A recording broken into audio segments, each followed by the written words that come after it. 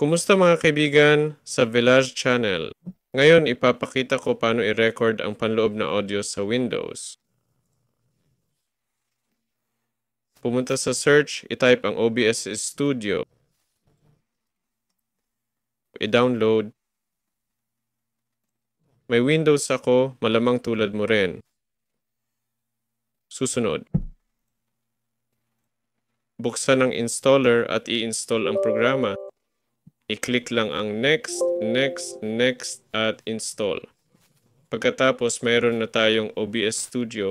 Para ma-record ang panloob na audio ng PC, i-click ang plus.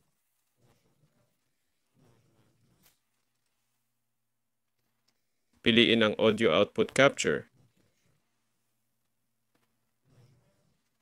I-click ang OK, piliin ang device, default.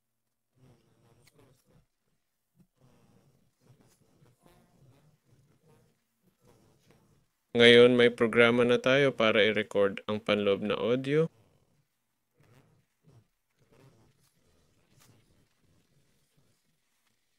Ayun, pwede mong i-on ang kahit ano i-record niya, like at subscribe sa channel. Ako si Villa, paalam sa lahat.